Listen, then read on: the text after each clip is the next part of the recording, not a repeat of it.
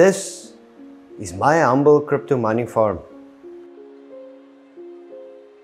It's not super big, merely a hobby. Well, maybe a little bit more than just a hobby.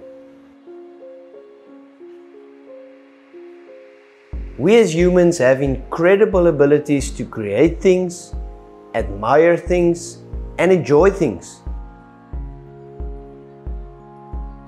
Owning and running a crypto mining rig is one thing, but building it yourself is one of the most rewarding and satisfying feelings. Despite the lack of current mining profits, the future of cryptocurrencies is something that I'm really excited about.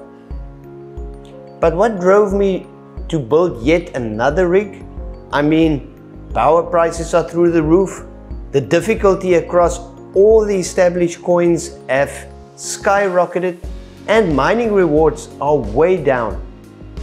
It is passion for the industry and passion for technology.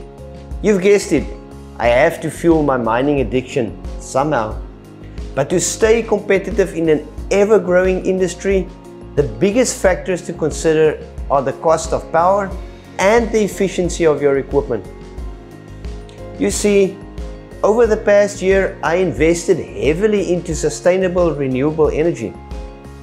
I installed a solar system that is large enough to run my entire farm during the day, with surplus energy that I'm able to store in a battery bank for nighttime use. This enables me to still mine profitably. So with that being said, let's build something.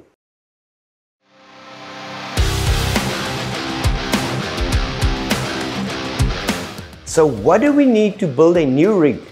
Let's start off with a rig frame, a mining specific motherboard, a CPU cooler, a few GPU risers, some splitter cables, some more cables, a server PSU, and also a breakout board. I'm using a B75 12 GPU mining motherboard which connects via USB to the GPU risers instead of the traditional X16 and X1 slots. Now take the RAM, line it up with a slot in the correct orientation and firmly press down into the slot until the securing tabs click in place. The beauty of this motherboard is that it can be powered by a 24-pin ATX cable and connector, but it could also be powered by two PCIe 6-pin cables if you are using a server PSU, for instance. Another advantage of this motherboard is that it's cheap and it comes with a used CPU pre-installed. Mounting the CPU cooler is just super simple. Just take the protective cover off from the cooler that will expose the thermal paste that is already installed. Just line up the 4 pins with the holes in the motherboard and secure them by pressing them firmly until it clicks in place. Now the fan needs to be powered, so just connect the fan cable to the appropriate connector on the motherboard. I have already installed the motherboard standoffs on the rig frame, so all we need to do now is to line it up with the motherboard, mounting points with the standoffs and secure it with some screws. There are several ways to power your mining rig and I'm a great fan of server PSUs as they are reliable, efficient and very cost effective. Today I'm using a Dell 1400 watt power supply as well as a parallel miner ZSX breakout board that will supply all the necessary power to all the components including the motherboard, GPU risers as well as the GPUs themselves. With the breakout board attached to the server PSU, and everything is in place, it's time to attach the motherboard power supply cable. In this case, the breakout board does have a 24-pin ATX connector, so I will be using the supplied cable from Parallel Miner. Now connect the cable on both ends, make sure that it's properly inserted and secured into the 24-pin connectors. The next step is to connect all the required 6-pin PCIe power cables to the breakout board and neatly route them. Now for the fun part, unboxing the GPUs.